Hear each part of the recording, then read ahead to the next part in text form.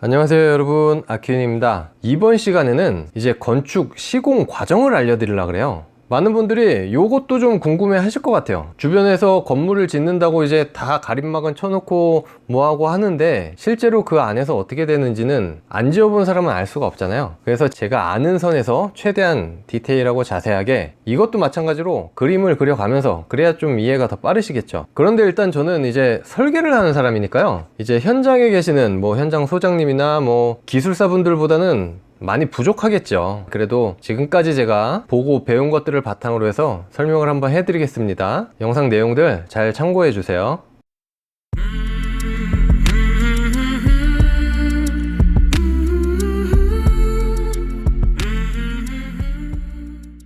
서두에서도 잠깐 말씀드렸지만 여러분들 길거리 다니시다 보면은 여기저기에서 공사 현장 많이들 보실 거예요. 겉에는 가림막이 쳐져 있기 때문에 안에가 잘 안 보이고, 그냥 그래서 이제 공사가 시작했나 보구나 하면서 이제 다녔는데, 아니 이거 웬걸 며칠 지나지도 않은 것 같은데 어느 날 보니까 이제 건물이 다 올라가 있어요. 많이들 그렇게 느끼시지 않으셨습니까? 근데 이제 알고 보면 사실 그 안에서는 엄청난 일들이 벌어지고 있는 거예요.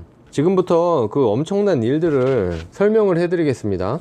여러분, 이제 공사를 하려면 그것은 이제 시공사가 정해졌다는 거죠. 건설사라고도 하죠. 그럼 이 전에 기본적인 단계들이 있잖아요. 그거 잠깐 짚고 넘어가 보겠습니다. 가장 먼저 일단 땅을 매입해야 되겠죠. 땅을 매입했으면 이제 설계자를 찾아서 설계를 받아야 됩니다. 설계를 받았으면 이제 그걸 가지고 건축 허가를 넣어야죠. 그래서 이제 건축 허가가 완료되면, 그러니까 허가를 득하고 나면 이제 이때 공사를 하기 위해서 건설사 그리고 감리자를 선정합니다. 그 다음에 이제 내가 공사를 시작하겠다 라는 착공 신고를 하는 거죠. 그래서 착공 신고가 완료되면 그때 이제 바로 공사를 시작하는 겁니다.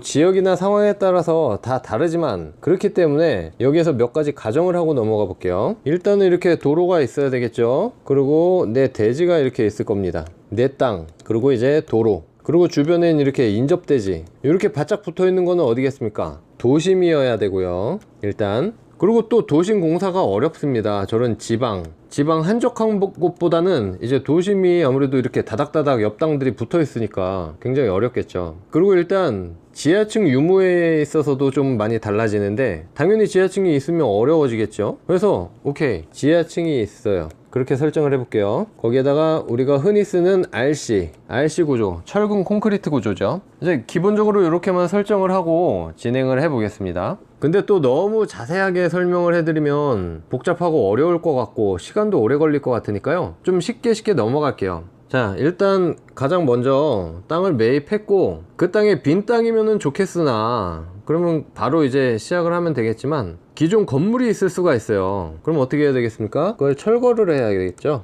그래서 멸실 신고를 하고 철거를 한 다음에, 그 다음에 철거가 다 되면은 건축물 대장 말소까지 하면 이제 서류상으로도 완벽히 정리가 되겠죠. 그래서 사진 보시면 이제 요 건물을 철거하는 거예요. 요 건물 이제 먼지가 나니까 가림막들을 다 쳐놨죠. 근데 누가 철거를 그럼 하냐, 이런 빽빽한 옆 건물이 바로 이렇게 붙어 있는데, 그래서 지금 보시면 이 큰 크레인이 요 포크레인을 지붕으로 올리고 있어요. 신기하죠? 이 쇳덩어리 포크레인을 들어 올립니다. 그래서 지붕에다 내려놔요. 그럼 지붕에 내려놓으면 요 포크레인이 한 층 한 층 이렇게 부시면서 밑으로 내려오는 거예요. 네, 보시면 차근차근 부시고 있죠. 근데 옆으로 이렇게 옆 건물들이 바짝바짝 붙어 있어요. 굉장히 조심해야 됩니다. 그래서 이렇게 부시면서도 이런 잔해나 이런 벽체들이 다 안으로 이렇게 쏟아지게끔, 넘어지게끔 철거를 해야 돼요. 그래서 쭉쭉 한 층 한 층씩 부셔가면서 내려가고, 이제 거의 저층부까지 내려오면 밑에서 이제 또 커다란 포크레인이 마저 부시죠. 근데 먼지가 나니까 이렇게 물도 계속 뿌려줘야 되고, 이렇게 길 초입에서 안내해주는 안내원들도 배치가 돼 있어야 됩니다. 그리고 부셔서 내려오다가 지하층이 또 있을 수도 있잖아요. 그럼 지하층도 파냅니다. 이렇게 지하층의 골조들도 다 부셔요. 요런 집게 같은 거 여기 이렇게 있죠. 지금 요 커다란 집게 같은 걸로 요 삽을 갈아 껴서 이렇게 다 콘크리트 벽체들을 잘근잘근 이렇게 부시면서 해체시키는 거거든요. 그리고 지하층을 팠으면 밑에를 철거를 해냈으면 다시 흙을 채워요. 지하층 공사를 할 건데 여기를 다시 왜 채우냐, 그거는 이제 나중에 CIP 공사를 하기 위해서인데요. 그 뒤에서 설명을 드릴게요. 자, 그 다음에는 이제 측량하고 이제 지질 조사를 합니다. 지금 사진에 보시면 요런 장면들 지나다니시다가 많이 목격을 하셨죠. 요게 바로 측량을 하는 거예요. 측량 중에서도 이제 여러 종류가 있지만 경계 측량을 하죠. 공사를 시작할 때 이렇게 내 땅이 이렇게 있잖아요. 근데 이게 사실 경계가 어딘지 정확히 알 수가 없어요. 그래서 이렇게 경계 측량을 신청을 해서 나와서 이렇게 모퉁이 점을 잡아주는 거예요. 모퉁이가 잡혔으면 이렇게 경계점을 찍어줍니다. 그러거나 아니면 이렇게 말뚝을 박아주죠. 그럼 이제 요 말뚝들 지점들을 기준으로 해서 정확하게 내 건물이 앉힐 그 위치를 파악을 하는 거죠. 그리고 이 측량은 물론 공사 전에도 하면 좋지만 이 설계 단계에서 미리 보통 합니다. 땅을 매입하자마자 측량을 해서 도대체 이제 옆 땅에서 옆 건물이 이렇게 침범할 수도 있어요. 이런 거 알려면 정확히 내 땅 기준을 알아야 되거든요. 그리고 설계도 좀 더 정확하게 저희가 이제 뭐 토지이용 계획이라든지 아니면 서울시 지적도를 이렇게 튀겨서 작업을 하다 보면 실제와 이렇게 오차가 몇십 센치씩 이렇게 날 수가 있어요. 이제 그런 것도 방지하기 위해서는 미리 이렇게 측량을 하면 좋죠. 그래서 이런 측량을 미리 했던 게 지점들이 공사할 때까지 살아있으면 재측량을 할 필요가 없지만 아무래도 뭐 철거도 하고 공사 차량들 왔다 갔다 하고 그러다 보면 이런 것들이 유실이 될 수가 있어요. 어딘지 이제 모르는 거죠. 그러면 이제 공사 시작하기 전에 다시 재측량을 해야 되는 거고요. 그 다음에 이제 지질조사예요. 지금 사진에 보시면 요 지질조사하는 장비가 또 이제 대지 안으로 들어가서 땅을 이렇게 천공을 해요. 또 천공을 하면은 이렇게 층별로 밑으로 내려가면서 어느 구간까지 약한 집안이고 어느 부분부터 이제 좀 하중을 받쳐줄 만한 그런 강한 집안이 나오나 이런 걸 보는 거예요. 그래서 보통 매립층이 있고 그 밑에 풍화토, 풍화암, 연암 이렇게 암이 나와야지 어느 정도 좀 단단하게 받쳐주는 거거든요. 그래서 내가 만약에 지하를 이렇게 판다, 여기가 이제 GL 그라운드 레벨이고 1층 레벨이고 지하를 이렇게 판다, 그러면 이렇게 층층이 쭉 내려가서 최소한 이 정도의 암이 있어야지 내 지하층을 받쳐주겠구나 이렇게 생각할 수가 있는 거죠. 근데 만약에 단단한 집안이 좀 하부에 나와요. 내 지하층은 여기까지인데 그럼 이럴 때는 어떡하냐, 요 밑에 이제 골조 이제 기초가 있을 텐데 요 기초 밑으로 이렇게 파일을 박습니다. 전봇대 같은 파일을 박아요. 그렇게 할 수도 있고 아니면 여기다가 팽이 기초라고 이렇게 팽이 모양으로 생긴 게 있어요.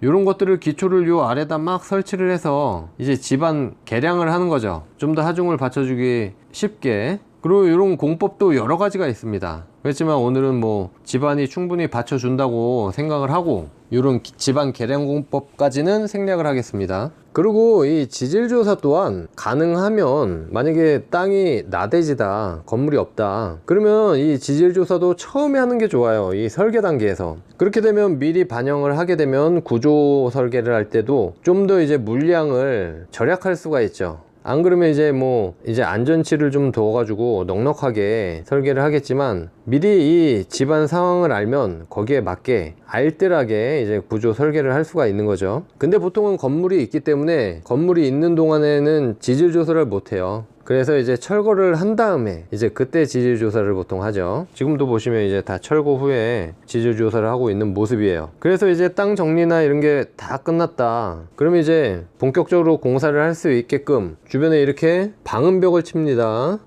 펜스라고도 하죠. 그래서 대지를 뺑 둘러서 펜스를 다 쳐요. 자, 그 다음이 재밌는 게 나오는데요. 지하층부터 공사를 하려면 텁하기를 해야 돼요. 텁하기가 뭐냐, 이렇게 1층 땅이 있으면 말 그대로 여기서부터 여기까지가 내 땅이고 여긴 인접대지다, 옆에는. 그러면 내 땅에 지하가 있다면 이렇게 땅을 파야 되잖아요. 요거를 이제 텁하기라고 해요, 말 그대로. 근데 여기에서 이제 같이 나와야 될 게 흙막이가 있습니다. 왜냐하면 그냥 이렇게 파면 어떻게 되겠습니까? 옆대지하고 오밀조밀 다 붙어 있는데, 그리고 여기 옆 건물도 이렇게 서 있을 거 아니에요, 옆 건물도. 근데 그냥 땅을 이렇게 90도로 파버리면 당연히 이제 흙이나 지하수들이 유실이 되면서 와르르 무너지겠죠, 옆이. 그럼 이거는 대형 사고죠. 그래서 흙막이를 먼저 설치를 해요. 예를 들면 아까 같은 상황에서 여기에서 여기까지가 내 땅 경계고 여기 지하를 파야 되면 먼저 흙막이부터 이렇게 설치를 합니다. 아래까지 이렇게.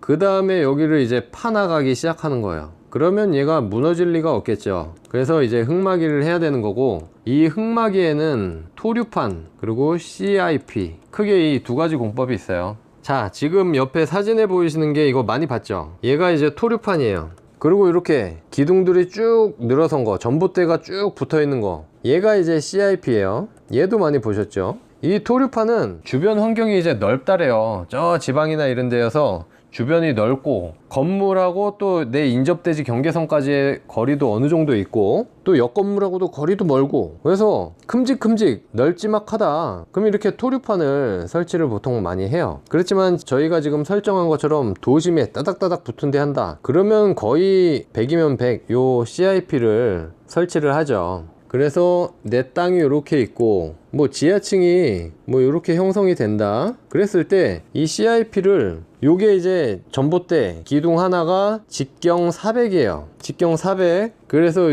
요거를 쭉 일렬로. 근데 여기서 땅에서 땅 경계에다가 이렇게 박는 게 아니고, 내 지하층 외벽이 이렇게 있을 거 아닙니까? 그럼 요 지하층 외벽에다가 이렇게 뺑 둘러서 설치를 하는 거죠. 그럼 나중에 요 CIP 안쪽을 다 이렇게 파내고, 그 다음에 겉푸집을 이렇게 짜서 여기다 콘크리트를 붓게 되면 요 CIP하고 굉장히 일체화가 되면서 굉장히 튼튼한 외벽이 형성이 되겠죠. 그러나 반대로 이렇게 외부에다가 CIP를 하게 되면, 물론 이를 리도 없지만 하게 되면 이렇게 해서 요 내부를 다 판 다음에, 그리고 요 지하층 외벽을 겉푸집을 다 설치를 해서 지하층 타설을 하고 벽체가 형성이 되면 요 사이 공간이 비잖아요. 그럼 요 사이 공간에 흙을 다시 또 채워 넣어야 돼요. 이런 바보 같은 짓을 할 필요가 없죠. 그리고 이 대지 경계 끄트머리에다 이렇게 공사를 하려면 요런 장비들, 요걸 오거라 그래요. 요런 스크류 달린 거 쭉 땅에다 박는 모습을 많이 보셨죠? 이게 이제 CIP 구멍을 이렇게 천공을 하는 건데, 이 장비들이 대지 경계에 바짝 붙으면 바짝 붙을수록 힘들어요. 그러니까 최대한 지하층 외벽. 근데 지하층 외벽이 이렇게 끄트머리에 형성돼 있다, 그러면 어쩔 수 없이 또 가생이에다 박아야 되겠지만, 지하층이 안으로 들어와 있으면 그냥 그 겉에다가 박으면 된다. 그래서 사진에 보시면 이렇게 천공을 하고, 이걸 격공이라고 하는데 CIP 이렇게 하나를 건너뛰어서 천공을 하는 거예요. 왜냐면 계속 두르면 이게 무너지겠죠, 흙들이. 그래서 하나 둘러서 하나 띄어서 이렇게 천공을 하고, 그리고 콘크리트 타설을 하는데, 보시면 이렇게 철근 기둥이 이렇게 배근이 돼 있어요. 이렇게 돼 있는 철근 망을 여기에다 이렇게 삽입을 해요. 집어넣고 레미콘이 와서 이렇게 붙는데, 이게 양이 얼마 되질 않기 때문에 펌프카가 와서 하면 효율이 떨어져요. 그래서 그냥 이런 포크레인 삽에다가 바로 레미콘을 이제 콘크리트를 푼 다음에 이렇게 판을 대가지고 그냥 바로 이렇게 넣어 버리는 거죠, 구멍에다가. 그러면 이제 철근하고 이 콘크리트가 철근 콘크리트 기둥이 돼서 굉장히 튼튼해지겠죠. 자, 근데 또 여기서 보시면 이렇게 일정 간격으로 H 파일들이 박혀져 있어요. 요거를 제가 그려보면 이렇게 돼 있고, 요 안에 이제 지하층 외벽이 이렇게 형성이 되겠죠, 나중에. 근데 어쨌든 이렇게 콘크리트 기둥들이 쭉 가고, 원래는 내부에 이제 철근이 있는데 이렇게 일정 간격으로 H 파일들을 박아요. 요거를 3개 건너뛰어서 하나, 보통 이런 식으로 설치를 해요. 그리고 요 중간에 있는 파일들은 전부 다 이제 철근이 들어가 있는 거고요. 왜 이렇게 하냐면, 물론 이제 중간중간에 H 파일을 넣으면 튼튼해지기도 하겠죠. 근데 이제 나중에 뒤에서 보시면 알겠지만 요 콘크리트를 까내고 요 H 파일에다가 용접을 해서 이렇게 H 빔을 설치를 해요. 그 다음에 이제 파 내려가면서 H 빔으로 또 이렇게 띠장을 이렇게 만드는 거예요. 지금 물론 벽체가 없는 상태니까, 없는 시점이니까 이렇게 그 벽체가 생길 부분에 이렇게 H 파일, 그리고 이렇게 가세를 대서, 이 CIP가 물론 튼튼하지만 계속 깊이 내려가면 내려갈수록 이 외압을 많이 받을 거예요. 이쪽에서 하중들이 많이 오겠죠. 그럴 때 이런 띠장으로 버팀대 역할을 하는 거거든요. 여기에서 그러고 보시면 지금 하는 작업이 SGR 그라우팅이라는 거예요. 그래서 이건 뭐냐, 이렇게 CIP를 아무리 밀실하게 해봤자 그래도 요 사이에 틈이 생기겠죠. 요 틈으로 물이나 흙들이 조금씩 들어올 수도 있어요. 그렇기 때문에 여기도 마찬가지로 지금 땅을 천공을 해요. 그게 위치가 어디냐, 요 사이사이에 천공을 하는 거죠. 그래서 여기다가 야객을 주입을 해요. 그렇게 그라우팅을 하면 요 주위로 이렇게 또 집안이 땅이 단단해지면서 요 CIP 사이에 간격을 메꿔주는 거예요. 여기가 이렇게 자동으로 채워지겠죠. 그럼 굉장히 밀실해져서 흙이나 뭐 물들이 안으로 들어오지를 못해요. 지금 그 작업을 하고 있는 거고, 여기에서 이제 보시면 하부에 CIP가 있고 그 위에 이렇게 캡 콘크리트라 그래서 CIP 상부를 쫙 연결을 해요. 더 튼튼해지게. 그 다음에 지금은 위쪽에 토류판을 일부 이 현장 여건에 맞게 지금 설치한 모습이고요. 지금 여기 보시면 H빔 기둥이 이렇게 나왔죠. 요거를 새로 H 파일에다가 용접을 한 거예요. 요 H빔 볼을 빼놓은 거예요. 자, 그렇게 해서 이렇게 사진 보시면 거기에다 이렇게 띠장을 둘러놨죠. 또 H빔으로. 지금 제가 여기 그린 게 그걸 그린 거예요. 물론 나중에는 이 띠장들을 다 제거하고 여기에 벽체가 생기겠지만, 일단 깊이 내려갈수록 투합을 많이 받기 때문에 이 압력들을 이렇게 내려가는 일정 구간마다 이렇게 띠장을 설치를 하는 거죠. 그리고 더 힘을 받기 위해서 이렇게 가세도 설치하고요. 그리고 이런 빔들 위에다가 요렇게 바닥판, 요거를 복공판이라 그래요. 철판이에요. 두꺼운 철판을 설치를 해요. 이거는 왜 그러냐, 우리 대지가 굉장히 협소하고 거의 지하는 최대한 크기에서 개발을 하기 때문에 파 내려가면 우리 땅 내에 다른 공간이 없어요. 공간이 없으면 작업차도 못 들어오고 자재들 반입도 못 하겠죠. 그래서 일부는 이렇게 반 정도를 막아서 복공판을 만들어 놔요. 지금 설치를 해 놓으면 뭐 레미콘이나 트럭이나 다 이 내부로 어느 정도는 들어올 수 있고, 자재들도 어느 정도 한쪽 구간에다가 적재를 해 놓고 간단한 작업들 대지 내에서 할 수가 있겠죠. 옆 땅을 침범하면 안 되니까. 그래서 이런 빔들이 꼭 필요하다. 그렇게 하고 계속 밑으로 파 내려가죠. 그래서 이런 포크레인들로 위에 흙을 못 퍼내는 깊이까지 가면은 이런 버켓에다가 이렇게 또 흙을 퍼서 요걸 끌어올려서 또 이제 트럭에다 옮겨서 바깥으로 이제 반출을 하죠. 그래서 계속 또 파고 내려가서 이제 내가 지하층 기초 바닥 부분을 계획한 레벨까지 파지면 이제 텁하기가 끝나는 거예요. 그리고 텁하기 레벨보다는 이 CIP 기둥들이 더 밑으로 내려가면 더 튼튼하고 좋겠죠. 그럼 이제 내 대지 안에서 이렇게 텁하기가 끝난 거니까 이제 여기다가 그 다음 작업들이 시작되겠죠. 기초가 이제 설치가 되어야 될 거 아니에요. 이렇게 기초가 설치되고 이제 골조 작업인데, 골조에서 이제 슬래브가 있고 기둥이 있고 슬래브가 있고 기둥이 쭉 아래까지 연결이 되고, 근데 여기에서 가장 최하부에 있는 거, 가장 하부에는 항상 기초가 있습니다. 그 기둥을 받쳐주는 두꺼운 기초가 있어요. 슬래브는 얇지만. 그래서 이 기초가 놓일 자리를 지금까지 쭉 텁하기를 한 거고, 여기에다 기초가 놓이려면 이제 작업을 해 나가야 되겠죠. 이제 그 추가 작업을 지금 영상이 많이 길어졌으니까 다음 시간부터 골조 작업을 설명해 드리겠습니다.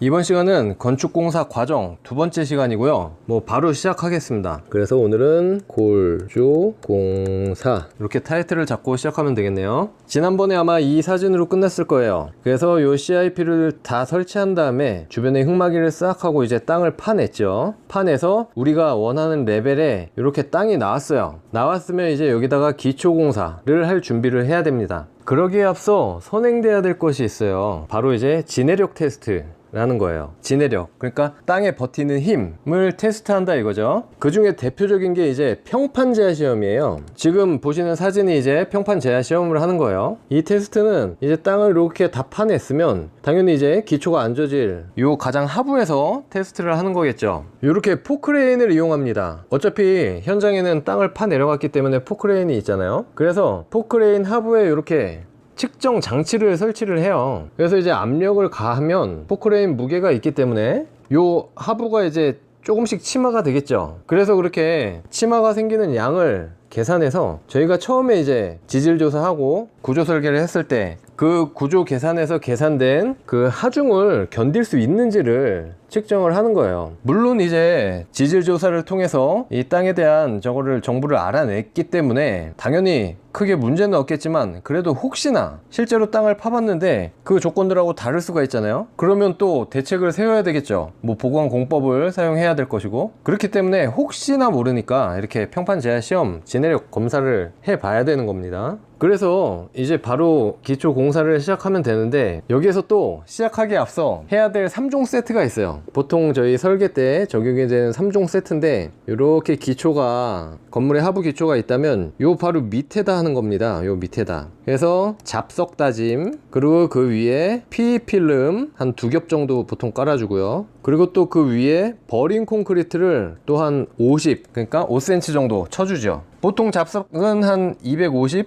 200 내지 250. 요 잡석 다짐은 뭐냐면 자갈이에요, 자갈. 자갈들을 이 밑에다 깔아주는 거예요. 이 잡석 다짐에 대해서 좀 아주 좋은 표현이 있더라고요. 이 하부의 기초가 우리 신체에서 발에 해당되면, 이 잡석 다짐은 이제 그 밑에 까는 신발 깔창이나 같다, 비슷하다, 이렇게 표현을 해놨던데, 예, 그게 정말 이제 되게 좋은 표현인 것 같아요. 그래서 이 역할은 굉장히 많아요. 또 의견도 막 다 다르고 한데, 어쨌든 땅을 이렇게 막 포크레인으로 파냈으면 여기가 좀 불안정하겠죠, 이 지표가. 그래서 여기를 이런 자갈들로 쫙 메꿔주고 그 위에 다짐을 함으로써 이 집안을 좀 안정시켜주는 측면도 있고요. 그리고 그 위에다 요 PE 필름, 아까 말씀드렸죠, 요 PE 필름, 요건 지금 사진에 보시는 요런 비닐이에요. 그럼 비닐 한 2겹 정도 까는 거죠. 그럼 이 비닐은 또 왜 까냐, 요렇게 지금 요 사진처럼 최종적으로 요 버림 콘크리트를 쳐요. 요 버림 콘크리트는 왜 치냐, 버림 콘크리트를 쳐야 그 위에다 이렇게, 지금 사진에서 보실지 모르겠는데 요렇게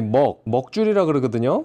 먹줄을 쳐가지고 이렇게 기둥 위치가 어딘지, 외곽 벽체가 어딘지 이렇게 그림을 그려요. 그 다음에 이 위에다 기초 철근을 배근을 하거든요, 맞춰서. 그렇기 때문에 이 버린 콘크리트를 치는데, 이 버린 콘크리트를 치려면 밑에 아무것도 없으면은 이 자갈들, 잡석 사이로 수분이나 이런 것들이 빠져나갈 거 아닙니까? 그렇기 때문에 그런 것들이 빠져나가지 않게끔 비닐을 일단 치고, 또 다른 이유는 뭐 밑에서 올라오는 습을 방지한다, 이런 얘기도 있는데, 이것도 비닐도 있어야 된다, 없어야 된다, 뭐 의견이 다 달라요. 근데 저희 같은 경우에는 요 3종 세트는 기본적으로 지금 하고 있습니다. 설계할 때 반영을 해요. 지금 여기도 보면 이렇게 비닐 깔려 있었고, 아까 그 사진에도 있었죠. 그래서 잠깐 정리를 하면, 아까 이렇게 이제 텁하기가 다 됐잖아요. 그럼 요 하부에다 대고, 아니면 요 위쪽에다 대고 진해력 테스트, 평판 제하 시험을 하죠. 그래서 강도가 오케이 나왔다. 그럼 여기다가 이제 잡석들을 전체적으로 다 깔죠. 그 다음에 그 위를 밀실하게 또 다짐을 해주고, 그 위에다 이렇게 또 비닐을 덮고, PE 필름이라 그러거든요. 그래서 PE 필름 2겹 정도 한 다음에 이렇게 콘크리트, 묵은이에요 이건. 그래서 버린다 그래요. 그래서 이렇게 버린 콘크리트를 친 다음에 상부를 또 이렇게 평평하게 작업을 해주죠. 이 버린 콘크리트의 역할은 순전히 요 위에 철근을 배근해서 기초를 만들기 위한, 기초 콘크리트 타설을 하기 위한 그 밑작업인 거예요, 결과적으로는. 그래서 요 3종 세트, 3종 맨 아래부터 잡석 다짐,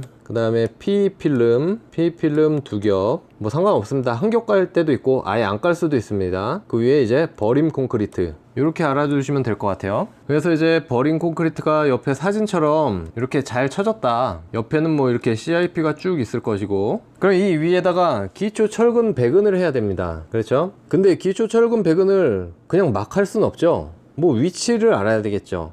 예를 들면 외벽이 어디에서 어디까지 형성이 쭉 되면서, 또 내벽은 어디에서 어떻게 생기며 기둥은 어느 위치에 있고, 요걸 알아야 돼요. 그래서 여기다가 이제 먹줄 작업을 해요. 먹줄을 이렇게 얘기하면 스케치를 하는 거예요, 여기에다. 그래서 이렇게 있고, 기둥 자리는 여기, 그리고 외벽은 여기, 기둥 작업 여기 이렇게 있고, 내벽은 뭐 이렇게 형성이 돼 있다, 이렇게 그리는 거예요. 이제 여기 사진에서 보시면 여기 이렇게 먹줄이 그려져 있죠. 여기 기둥 그려놓고 이렇게 자루 치수 재가지고 쭉쭉 먹줄을 그리고, 이 먹줄은 어떻게 그리냐, 요런 먹줄 통이 있어요. 그래서 요 먹줄 여기 실이 이렇게 감겨 있고, 여기 열고 여기다 먹을 넣는 거예요, 먹물. 그러니까 그래서 여기서 실을 요로 쫙 빼면은 이제 먹물이 실에 묻혀져 나오겠죠. 그럼 이제 이분들이 그대로 그 실을 양 끝단을 잡고 여기를 살짝 들어 올려서 튕겨주면 바닥을 딱 때리면서 실이 이렇게 먹선이 생기죠. 이거를 이제 먹매김 한다 그러기도 하고, 먹줄을 친다고 하기도 해요.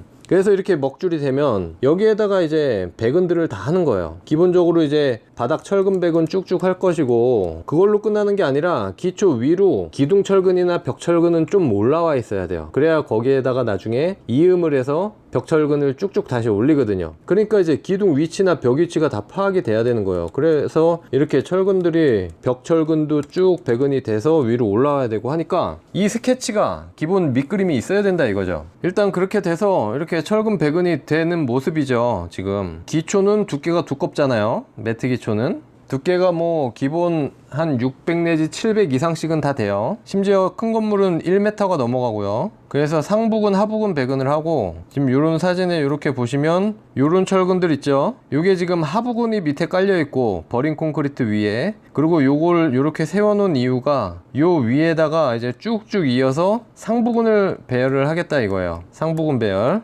배근이죠. 그리고 여기에 보시면 이제 기둥 철근 올라와 있고 옆에 가생의 벽철근, 외벽 벽철근이죠. 이렇게 올라와 있는 거 보이시죠? 이런 기둥도 이렇게 바닥 하부근까지 이렇게 쭉쭉 내려와서 이어져요. 이렇게 하부근에 정착이 다 돼야 돼요. 그 다음에 뭐 이 사진과 같습니다. 이렇게 펌프카 호수가 이렇게 내려와서 이분이 호수 잡고 이렇게 콘크리트 이렇게 타설하는 거 보이시죠? 그래서 쭉 타설을 해요. 양이 어마어마하겠죠. 기초 두께가 있으니까요. 그래서 천천히 밀실하게 바이브레이터, 진동기라 그래서 이런 봉들도 갖고 다녀요. 지금 아마 이분이 잡고 있는 요 선 있죠? 그 끝에가 긴 막대기가 있고 그게 이제 진동이 오는데 그거를 이렇게 쑤셔가면서 콘크리트 사이사이를 쑤셔야지 이렇게 그 안에 있는 기포들이 위로 올라오면서 강도가 제대로 된 강도가 나오겠죠. 그리고 콘크리트가 구석구석 모서리 면까지 잘 이렇게 들어갈 수가 있겠고요. 자, 그 다음 사진이 이제 기초 콘크리트가 타설이 다 된 상태예요. 그럼 이제 이렇게 땅을 팠으면 CIP가 요 가생이에 이렇게 있을 것이고, 이렇게 기초 요 하부에 이제 3종 세트 잡석, 필름, 그리고 버린 콘크리트가 있고, 그 위에 이렇게 기초 두께가 뭐 한 700 내지 800 정도가 됐다고 치면 이렇게 콘크리트가 타설이 된 거죠.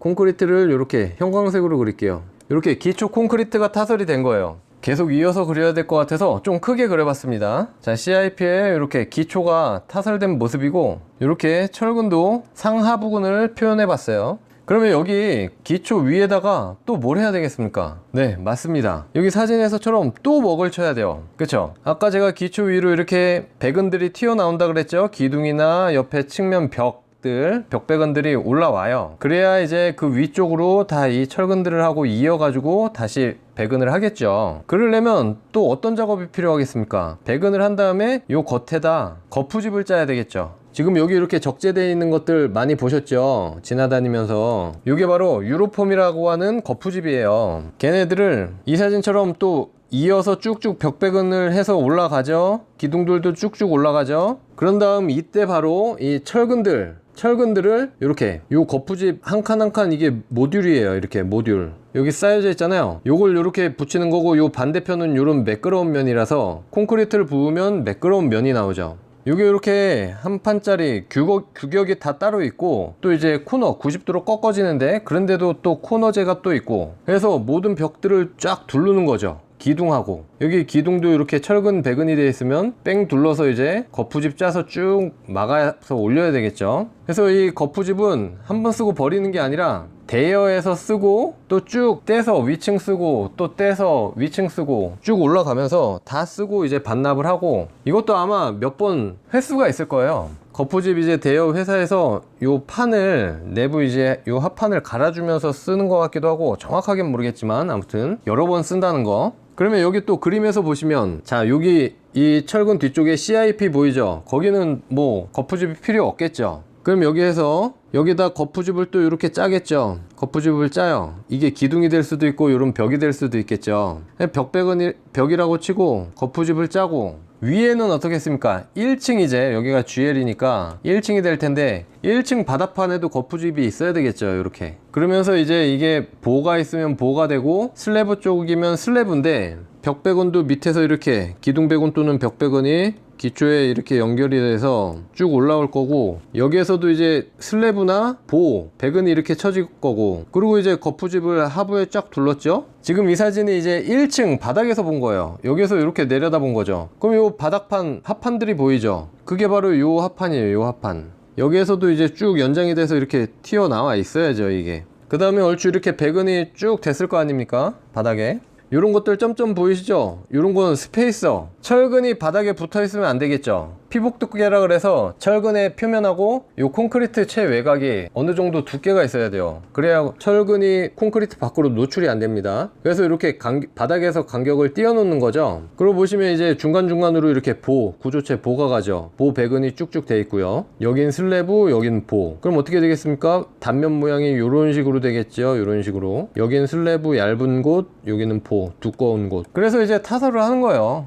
타설을 하면 여기가 이렇게 또 채워지겠죠. 쭉 이렇게 하늘색으로 칠한 것처럼 채워지겠죠. 그러면 이렇게 지금 사진에서처럼 콘크리트 매끈한 면이 생기는 거죠. 이게 이제 1층 바닥이 되는 거죠. 여기 1층 바닥 1F. 근데 또 그 바닥의 용도에 따라서 이렇게 단차가 발생을 할 수도 있어요. 뭐 여기 예를 들어 주차장이라든지 그렇게 되면은 요 실 바닥보다는 좀 낮아야 되겠죠. 그래서 이런 단차 구간이 생길 수도 있는 거. 자, 그리고 그 전에 한 가지 또 중요한 걸 말씀 안 드렸는데, 자, 여기 이제 배근할 때 보면 요런 파이프들 지나가는 거 보이시죠? 그리고 요 끝에 보면 요런 노런 파이프, 제가 감리 나갔을 때 영상 보면은 많이들 나와 있어요. 요런 것들이 이제 전선이 지나가는 관이에요. 플라스틱 호스 같은 관이거든요. 이렇게 그런 게 이제 요런 슬래브들 사이로 다 묻혀 있습니다. 요 그림에서 보시면 요런 전선들이 이렇게 요 슬래브 사이로 이렇게 다니는 거예요. 그리고 전선이 수평으로 다니다가 수직으로 이동할 때는 뭐 계단실 벽이라든지 일반 요런 벽체들 사이로 또 이렇게 올라가기도 하고요. 뭐 스위치 있는 데까지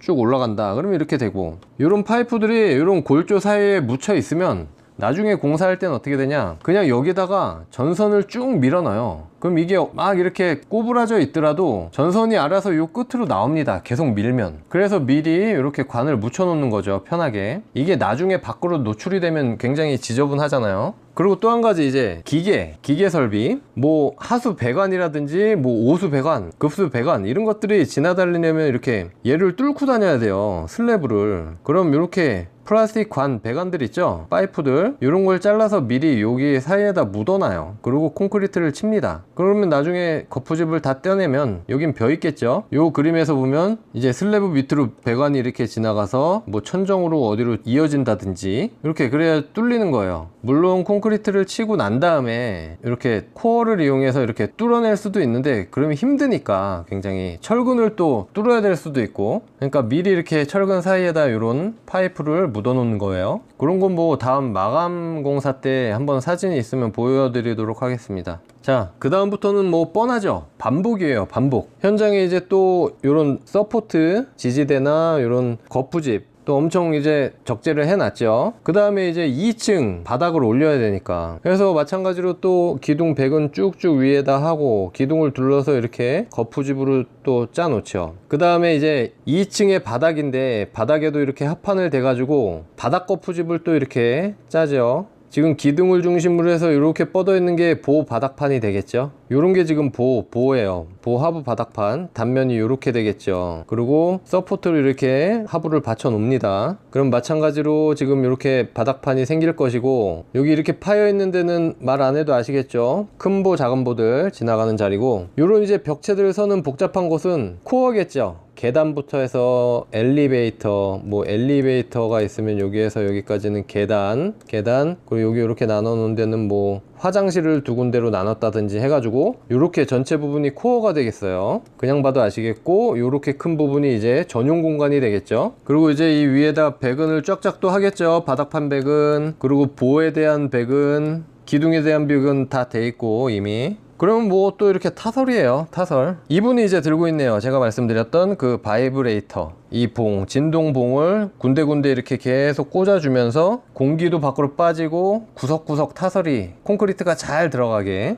네, 다음 사진들도 계속 그 사진이에요. 그래서 정리를 해볼게요, 여기서 그림으로. 그러면 이제 1층, 2층 바닥 타설을 위해서 또 그 위로 쭉 올라갈 때는, 자, 이제 여기는 거푸집 밖에도 이제 있어야 돼요, 밖에도. 그리고 안쪽으로도 이렇게 형성이 돼야 되겠죠. 그리고 이쪽도 이제 밖에, 그리고 안쪽으로 이렇게 형성이 돼야 되고, 바닥이 형성이 돼야 되겠죠. 그 다음에 이제 철근 배근 쭉쭉 기둥 철근 연결해서 올리고, 또 보 및 슬래브 배근 이렇게 쭉 해서 이렇게 정착도 시키고, 얘네들은 또 미리 올라가 있어야 되고 그 위층을 위해서. 그 다음 또 별거 없죠, 타설 콘크리트. 그 그 다음 또 거푸집 올립니다. 거푸집 올려, 안쪽도 거푸집 올려, 그리고 3층 바닥 또 철근 배근, 기둥 및 벽 철근 배근, 그 다음에 슬래비 및 보 배근, 그 다음 또 타설. 별거 없습니다. 계속 그냥 올라가는 거예요. 반복. 꼭대기 지붕까지 쭉 올라가는 거죠. 그 다음에 또 옥탑까지 쭉 올라갔으면 옥탑 일부분 이렇게 있겠죠. 그래서 옥탑까지 같은 방식으로 쭉 가는 거고요.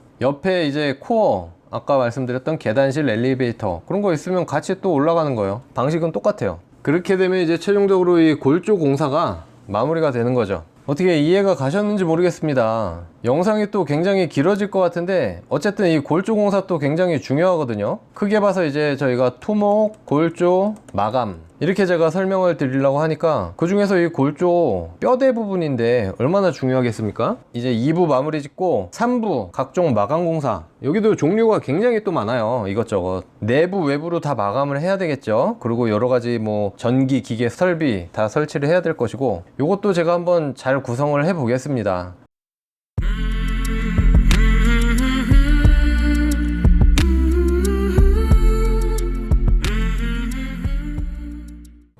안녕하세요, 아키윤입니다. 이번 시간은 건축 공사 과정의 세 번째 시간, 마지막 시간이에요. 첫 번째 시간은 토목 공사였고, 두 번째 시간은 이제 골조 공사였어요. 그렇게 골조 공사가 끝이 나고 그 다음 공정을 통틀어서 편의상 마감 공사라고 칭하면 좀 쉬울 것 같습니다. 이 마감 공사는 나머지 모든 공정을 이제 통틀어 놓은 거라서 굉장히 좀 복잡할 수가 있지만 그래도 좀 더 재밌긴 할 것 같아요. 그리고 이때부터는 시간은 완전 금이기 때문에 여러가지 공정들이 동시다발적으로 진행된다고 보시면 되거든요. 그러기에 앞서서 분야를 좀 구분을 해야 돼요. 먼저 건축공사, 그리고 기계공사, 여기에 소방이 포함되고요. 기계 소방이죠. 그리고 전기공사, 여기도 마찬가지로 소방이 포함돼요. 전기 소방, 그리고 통신공사, 이렇게 구분되고, 또 한 가지가 있죠. 골조공사, 이건 구조죠, 구조. 그리고 토목공사, 이렇게 있는데 지난 시간에 토목공사하고 골조공사는 다 끝난 상태예요. 그래서 이 두 가지는 생략을 하고 이제 요 위에 것들만 보면 돼요. 우리 도면들도 전부 다 따로 있다고 했잖아요. 그래서 건축 도면이 있고, 기계 도면, 전기 도면, 기계 소방 도면, 전기 소방 도면, 또 통신 도면,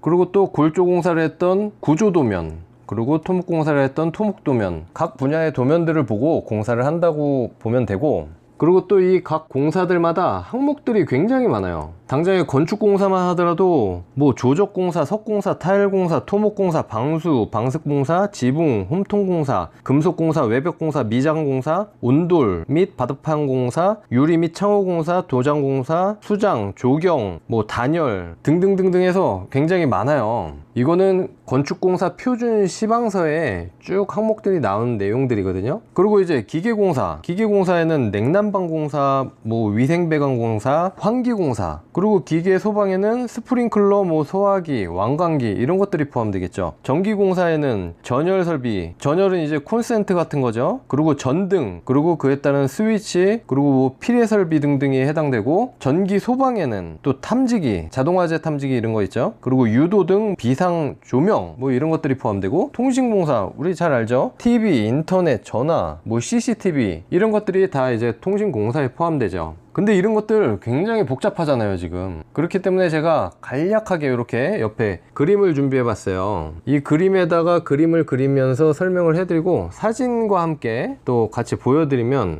이해하기가 좀 쉬우실 것 같아요. 그리고 예전에 말씀드렸지만 요런 공사들을, 이런 건물을 우리 인체하고 비교할 수가 있다 그랬잖아요. 그랬을 때 지난번에 이 골조공사가 우리 몸의 뼈대였죠. 그렇다고 볼 때 이제 건축공사는 이제 피부와 근육들 이런 것들이 될 수가 있겠고, 이런 기계공사, 그렇죠? 기계공사 같은 거는 우리의 장기들 있잖아요. 음식을 먹으면 식도로 내려가서 뭐 장으로 가는 장기로 볼 수 있고, 이런 전기공사는 우리의 혈관들이라고 볼 수 있겠죠. 뭐 통신도 뭐 마찬가지인 거고. 먼저 건물의 내외부로 이렇게 나눠서 볼 수도 있을 것 같아요. 먼저 외부에서는 제가 예전에 이거 커튼홀 영상에서 자세하게 설명을 드렸었어요. 이제 커튼홀 창하고 외부 마감재가 어떻게 붙는지, 어떻게 공사되는지 그런 것들에 대해서 자세하게 설명을 드렸으니까 참고하시면 좋을 것 같고요. 오늘은 그냥 그 내용만 짚고 갈게요. 여기에서 보시면 이제 창 부분에는 이렇게 커튼홀, 바와 이제 유리가 붙을 것이고, 그리고 벽 부분 있잖아요. 이런 외벽 부분, 요런 부분에는 단열재와 그 외장재가 시공이 될 거예요. 이게 여기에서는 시트 판넬이었지만 이게 뭐 화강석 돌이 될 수도 있고 징크 판넬이 될 수도 있고 여러 가지가 많겠죠. 그래서 그림으로 넘어가면 지금 이게 제가 그림을 그려놓은 게 구조체예요. 각층 슬래브들 있죠, 바닥판들, 그리고 이런 보들 보이고 이런 옆에 측벽들, 그리고 여기가 이제 GL이에요. GL 라인 땅이죠. 그러니까 요 하부가 지하 1층이 되는 거예요. 여기가 지하 1층 공간. 그래서 지하 1층, 1층, 2층, 3층이 되겠죠. 여기 이제 지하 묻힌 공간. 이렇게 될 때 이렇게 창이 생기는 부분, 여기는 창이 이렇게 형성이 되겠죠. 창. 그리고 이런 부분도 이렇게 빵빵이 창을 제가 표시해 놓은 거예요. 그리고 때에 따라서 이렇게 커튼홀, 긴 커튼홀이 생길 수도 있겠죠. 지금 이 사진에서처럼이죠. 그 다음에 이런 외장재가 요 겉으로 이렇게 붙을 거예요. 외장재. 그리고 이 외장재 속에는 이렇게 단열재가 다 들어가 있겠죠. 단열재를 먼저 붙이고 외장재를 붙이죠. 이렇게 사진에서처럼 붉은색 각 파이프로 이렇게 짜가지고 이렇게 판넬이나 외장재를 고정시키는 겁니다. 이 3층 이쪽 반대편 벽도 마찬가지예요. 이렇게 외장재에 단열재가 붙고 외장재가 붙을 것이고, 이 옆쪽에도 외장재가 이렇게 붙고 속에는 단열재가 들어가고 외장재 붙고 단열재 들어가고 외장재 붙고 이런 식으로 형성이 되겠죠. 지금 이 사진도 이렇게 비계를 겉에다, 건물 겉에다 다 짜가지고 이 비계 발판들이 이렇게 돼 있죠. 이 발판들을 밟고 사람들이, 작업자들이 이제 다니면서 외장재를 다 붙이고 있는 거예요. 이 사진에서도 확대해서 보시면 지금 여기 벽면에 단열재가 붙어 있고 이렇게 쌓아놓은, 이게 이제 베이스 판넬인데 베이스 판넬을 하나하나 올려서 붙여가고 있는 거죠. 그런데 단열재 구간인데 쭉 아래서부터 지금 올려서 채워가고 있죠. 자, 그리고 내부에서는 여러가지 이제 건축 마감 이전에 기계, 전기 설비부터 잠깐 한번 봐볼게요. 지금 사진 이런 거 많이 보셨죠? 딱 봐도 이거는 화장실인지 알 수가 있어요. 지금 바닥에 있는 이런 파이프들은 이제 급수 파이프예요. 이제 수도가 나오는 거죠. 그럼 볼까요? 요 급수 파이프들이 이렇게 두 구가 있고 요 끝에 이렇게 두 구, 그리고 여기 한 구가 있어요. 거기에다가 이렇게 배관들이 나가는 배관을 보면 알 수가 있는데, 먼저 여기는 가장 큰 배관이 있죠. 이거는 오수 배관이에요. 그러니까 변기에서 나가는 우리 좀 제일 더러운 그 오수 배관이고, 그런 덩어리들이 있을 수가 있기 때문에 이렇게 관이 커요. 거기에다가 이렇게 낮게 급수 배관이 있으니까 여기는 변기 자리임을 알 수가 있어요. 대변기죠. 그리고 여기에도 보시면 이렇게 급수가 두 개가 있고 요 밑으로 해서 이렇게 하수 배관이 있죠. 요건 하수예요. 그럼 여긴 세면대 자리인 걸 알 수가 있어요. 세면대에 물이 나오고 이렇게 세면대에서 나가는 물이 이렇게 하수가 요 배관을 타고 나가겠죠. 그럼 요건 뭐냐? 요 배관은 이제 요 화장실 바닥에 물이 빠지는 구멍이 되겠죠. 그리고 요 끝에 있는 두 개, 요 물 빠지는 하수 배관하고 요 급수 배관, 요거는 이제 샤워실 구간이 되겠죠. 여기 샤워 부스가 있거나 이렇게 공간이 있어서 샤워기 물이 나오는 곳하고 이제 샤워한 물이 빠지는 요런 하수구가 있겠죠. 그래서 요건 딱 봐도 이제 화장실이다. 요런 것들을 이제 다 통틀어서 위생배관이라 그래요. 이 사진도 마찬가지예요. 이 사진에서 보면 특이한 거는 요런 오수하고 하수 배관들이 슬라브 위에 위치하고 있어요. 근데 보통은 이렇게 위치가 돼요. 슬래브, 지금 여기 보면 이렇게 보가 보이고 슬래브 바닥판이 요 안쪽에 보이죠. 그렇게 해서 아까 그 배관이 슬래브를 뚫고 내려와서 슬래브 하부, 그러니까 내 천정 위쪽, 천정 마감 위쪽 공간으로 이렇게 다 지나다니는 거예요. 그리고 참고로 이런 철판들, 여기 보시면 이렇게 전선 지나가는 게 보이시죠? 큰 건물들은 이렇게 전선도 따로 이렇게 빼가지고 지나다니는 길이 있어요. 근데 우리 작은 건물에서는 보통 이 전선들이 전부 다 이제 벽을 타고 다니고 코어, 계단실 벽 속에 묻혀가지고 이렇게 다니기도 하는데, 큰 건물에서는 이렇게 따로 공간을 내줍니다. 그리고 그 위생배관 뿐만이 아니고 이렇게 냉난방 배관들 이렇게 다 다니고요. 그리고 요거 환기배관이죠. 이런 것들 공조장치. 그래서 이런 복잡한 것들이 천장 위로 다 다녀요. 이 그림에서 보시면 만약에 여기가 정화조, 그리고 요 옆에 이렇게 물탱크실이 있다. 물탱크. 그러면 일단 물탱크에서 이렇게 나와가지고 요 천정 하부로 해서 쭉 이제 PS 파이프 샤프트 공간들이 있어요. 그래서 이렇게 각 층에 공급이 되겠죠. 쉽게 여기를 이렇게 나눠서 이쪽 구간을 화장실이라고 볼게요. 다 각층 화장실. 그래서 물탱크에서 급수가 쭉 갔고, 그리고 뭐 변기들이 이렇게 있다고 볼 때 아까 그 변기 하부로 이렇게 관들이 다 빠졌잖아요. 오수관, 뭐 하수관, 이런 것들이 다 이렇게 빠지는 거죠. 그래서 관 하나로 이렇게 취합이 돼요. 쭉 취합이 돼서 내려가서 이제 정화조로 들어가겠죠. 그럼 정화조에서는 다 걸러져서 이제 외부 토목 배관으로 오수 매너를 거쳐서 C 하수관으로 빠져나가는 거고요. 전기도 마찬가지예요. 전기도 이제 외부에서 전기 매너를 거쳐서 전력 매너, 그러니까 전력 매너를 거쳐서 건물 내부로 들어와서 마찬가지로 쭉 타고 다닙니다. 큰 건물은 EPS라는 그 수직 통로가 있고, 아니면 이제 코어 벽체라든지 이런 걸 통해서 쭉 각층으로 공급이 되겠죠, 전기도. 근데 우리 골조 공사 때 이렇게 슬래브 안쪽으로 콘크리트 타설 하기 전에 요런 전선이 지나가는 배관들을 쫙 심어 놨잖아요. 이제 이런 거 타고 이제 각층으로 쭉쭉 뻗어서 다니는 거죠. 그리고 이런 거 분전반이죠. 건물로 이제 메인 전기가 들어오면 이렇게 분전반에서 다 배분이 돼서 쭉쭉 뻗어 나가는 거고요. 이런 게 이제 아까 그 물탱크실, 지하의 기계실 안에 있는 물탱크실이에요. 지금 보이면 요 회색 박스가 따란 물탱크고, 여기에서 파란색 급수, 수도, 그리고 이런 소방, 스프링클러에 사용되는 이 빨간 배관을 통해서 물이 다니고, 이런 펌프 시설들이 이제 이런 물을 쏴주는 거죠. 그 다음에 이제 내부의 건축 마감을 한번 살펴보면 뭔가 굉장히 공정들이 많았지만 좀 심플하게 볼 필요가 있어요. 그랬을 때 뭐가 있겠습니까? 천정, 벽, 바닥 이렇게가 되겠죠. 그래서 이제 천정을 보면 이렇게 천정에다가 천정 틀을 이렇게 설치합니다. 지금 사진에 보시는 거는 이거는 목재 천정 틀이에요. 보통 이제 주거시설에 쓰여요. 우리 다세대 주택이나 주택들, 아파트들. 그래서 이렇게 목재 천정 틀에다가 이렇게 석고보드나 합판 등을 붙인 다음에 그 겉에다가 뭐 페인트를 칠하든지 벽지를 바르든지 도배를 하든지 그런 거죠. 그리고 상가 같은데, 근린생활시설 같은 데는, 그러니까 주거 외의 건물에는 이렇게 경량철골 천정 틀이라는 걸 써요. 경량철골 천정 틀, 발음이 어려운데 이렇게 달대를 쭉 슬래브에 매달아서 슬래브를 뚫고 달대를 쭉쭉 박은 다음에 이렇게 틀을 격자로 쭉 짜요. 그 다음에 요거는 사진이 밝아서 좀 안 보이는데, 우리 흔히 텍스 있죠? 텍스 같은 거를 스크류로 해서 여기 틀에다 고정을 시키는 거죠. 요 밑에 이렇게 세워져 있는 텍스들을 한 칸 한 칸 붙여 나가는 거예요. 때로는 이렇게 모양을 내기도 하죠. 우물천정. 그래서 보통 주거시설에, 우리 집에는 보통 우물천장도 있고 여러 가지 요철이 많잖아요. 모양을 내느라고. 그럴 때는 보통 이렇게 나무, 목재 천정틀을 쓰고, 이제 근린생활시설에는 천장이 쭉 일자로 평판이잖아요. 요철이 없다 이거죠. 그럴 때는 이렇게 피스로 고정하기 쉬운 이런 철골 천정틀을 쓰는 거예요. 보시면 이렇게 벌써 합판으로 또 작업을 해서 하얀색으로 말끔하게 칠해놨죠. 그래서 각층 이제 천정이 요렇게 마감이 되죠.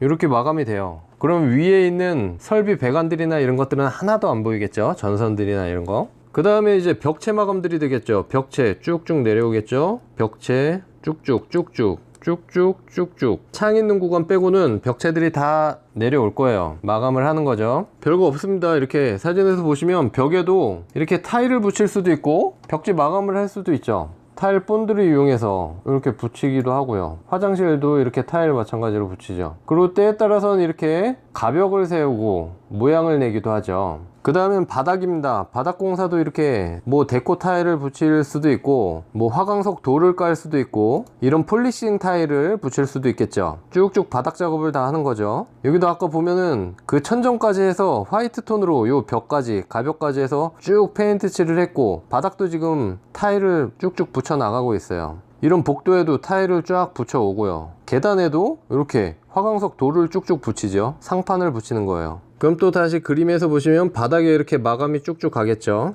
각층 바닥에 마감이 쭉쭉 갑니다. 물론 지하에는 요 바닥 마감한 합으로 묵은 콘크리트도 들어가고 배수판도 들어가고 해요. 물 처리를 해야 되기 때문에. 근데 그런 자세한 거는 생략을 하고, 이런 마감이 끝나고 또 외부에도 작업이 있잖아요. 외부에도 이렇게 바닥 마감이 있어요. 옥상 부분, 요런 베란다 부분. 이 사진에서 보시면 이제 요런 베란다 부분이죠. 5개 공간. 여기에도 마찬가지로 기본적으로 방수 처리가 돼 있고 방수 작업을 해야겠죠. 물이 안 새야 되니까. 그 방수 작업을 한 위에다가 마찬가지로 타일을 이렇게 붙이고 있습니다. 그래서 이런 부분에 먼저 방수 작업을 쭉 하죠. 방수 종류도 여러 가지가 있어요. 뭐 구체 방수, 액체 방수, 시트 방수, 그 외에도 여러 가지가 있는데, 이런 방법들을 하나만 쓰기에는 뭔가 좀 불안하니까 요새 복합 방수라 그래서 2가지 종류 이상의 방수를 하는 거죠. 예를 들어서 아스팔트 액을 쭉 바른 다음에 그 위에다 시트, 방수 시트를 쭉 붙인다든지, 그런 식으로 해서 이중으로 튼튼하게 방수를 하는 겁니다.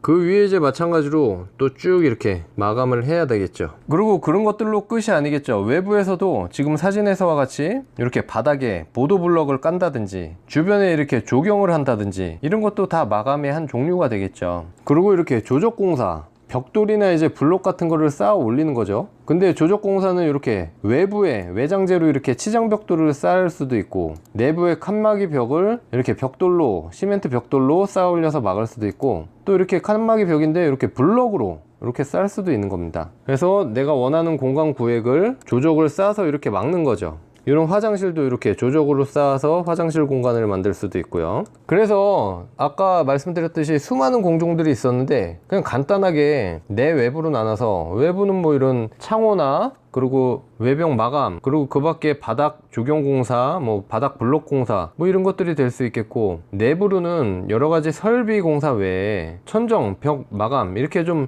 심플하게 볼 필요가 있을 것 같아요. 그리고 뭐 이런 공정들도 유기적으로 좀 순서가 있게끔 진행이 돼야 되겠죠. 근데 저는 이제 그런 순서와 크게 상관없이 최대한 간단하게 설명을 드려보려고 한 거예요. 근데 이런 것들이 정말 동시에 복잡하게 막 진행이 되기 때문에 현장 소장님의 그 노하우, 경험에 따라서 여러 가지 것들을 동시에 진행하면서 공기를 단축시킬 수도 있고, 어떨 때는 거꾸로 이제 그런 공종들이 겹치면서 골치 아파질 수가 있어요. 시간도 늘어나고요. 그리고 또 한 가지 중요한 거, 자재 반입. 여러 가지 이제 공종들마다 자재들이 반드시 필요한데, 그 자재들을 미리 파악해서 발주하지 않으면은 이제 그 자재 공장도 생산 라인이나 이런 것들이 밀려 있으면은 딱딱 못 맞출 수가 있거든요. 그리고 이런 외장재, 그리고 창호들 간단하게 설명드렸지만 사실은 이런 회사에서 따로 나와가지고 실측을 해요. 물론 도면에 치수나 이런 것들이 나와 있지만 실제로 공사를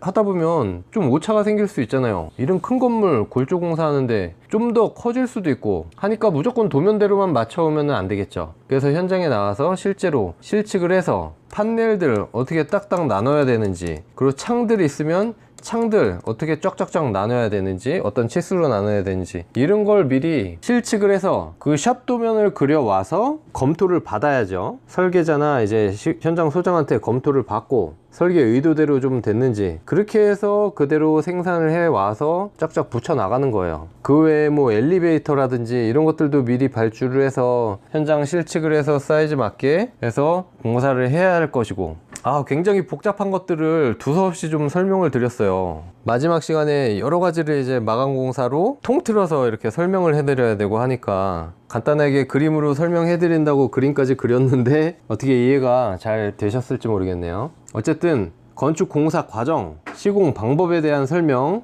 마지막 세 번째 시간 여기서 마치겠고요. 다음 시간에 또 더 좋은 영상 가지고 돌아오겠습니다. 감사합니다.